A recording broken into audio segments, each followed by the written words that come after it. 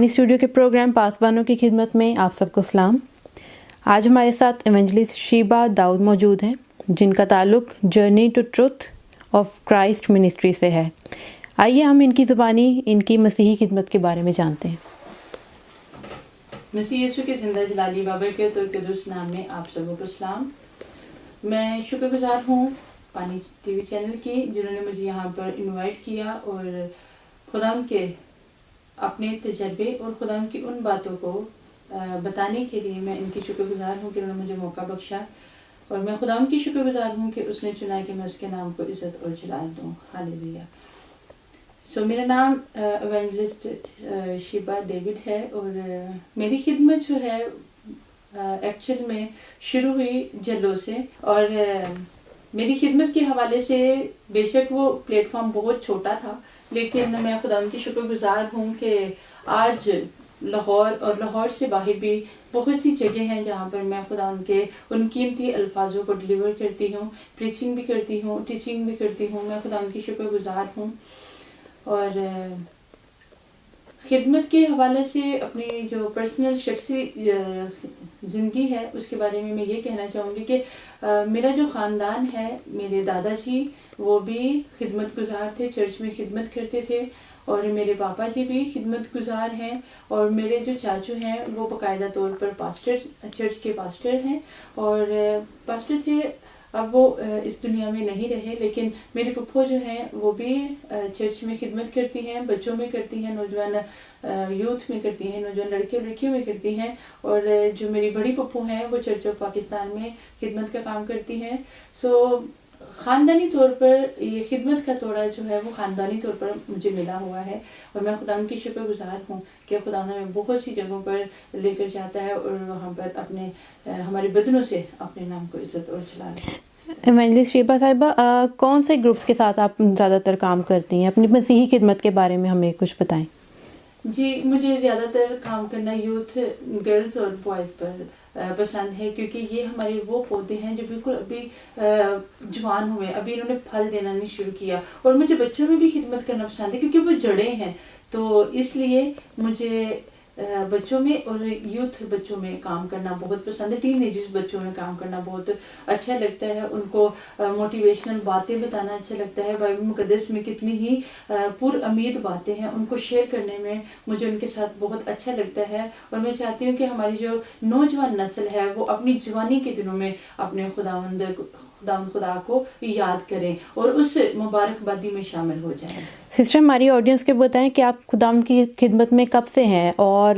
خداوند کس طرح آپ کو اپنی خدمت میں لے کر آیا؟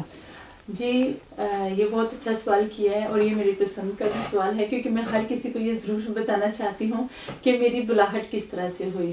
اور ویسے تو خاندانی طور پر اس بات کا شعور تھا کہ خدمت ہم لوگوں نے کرنی ہے، ہمارا ایک جو روحانی لیول ہے وہ کس طرح کا ہے، ہمارے ماں باپ ہماری تربیت کرتے تھے کہ ہمیں کیا کرنا ہے، کس طرح سے ببلیکل طور پر اپنی زندگی کو بسر کرنا ہے، لیکن پھر بھی کمیاں تھیں، بحیثیت انسان اتنا بچے تھے اتنا غور نہیں کرتے تھے، لیکن میں خدا کی شکر گزار ہوں کہ جب انہوں نے مجھے ایک صبح آواز دی اور میں نے سنا اور میں اگنور کر کے پھر سوئی رہی، تو پھر مجھے سیکنڈ آواز آئی کہ اٹھو اور دعا کرو، تو پھر مجھے تیسری دفعہ آواز آئی کہ اٹھو، میں نے تمہیں چن لیا ہے، اور میں آپ کو بتا نہیں سکتی ہوں کہ میں جب اٹھی ہوں، پرے میں رکی ہوں، تو میرے کیسے آنسو جاری تھے، اور میرے لیے یہ بالکل نیا تجربہ تھا۔ میں کبھی ایک غائبانہ طور پر آواز آنا بڑا ہی زبردست ایکسپیرینس بھی آپ اس کو کہہ سکتے ہیں، اور اس کو ایک خوف کی بھی بات سمجھ سکتے ہیں کہ ایک جس چیز کو آپ دیکھ نہیں رہے، جس شخص کو آپ دیکھ نہیں رہے تو آپ کو وہاں سے آواز آ رہی ہے۔ اور جب میری بلاہٹ ہوئی تو میں خدا کی شکر گزار ہوں، تب سے تقریباً مجھے 5 سال ہو گئے ہیں کہ میں کنٹینیوٹلی خدمت میں ہوں۔ اس سے پہلے بھی تھی، لیکن اتنا زور اور اتنا جوش اور اتنا جذبہ نہیں تھا، لیکن آج میں شکر گزاری کرتی ہوں خدا کی کہ آج ایک جوش کے ساتھ اور جذبے کے ساتھ نوجوان میں اور بچوں میں کام کرتے ہیں۔ پریز دی لارڈ سسٹر۔ اور ہماری آڈینس کے لیے اب کیا میسیج دینا چاہتی ہیں آپ اپنی خدمت کے ذریعے اور اپنی ٹیسٹیمنی کے ذریعے؟ ہاں جی، میری جو ٹیسٹمنی ہے وہ اس طرح سے ہے، جیسا کہ میں نے آپ کے ساتھ شیئر کیا کہ مجھے بلاہٹ ہوئی اور میرا زندگی ٹھیک تھی، مطلب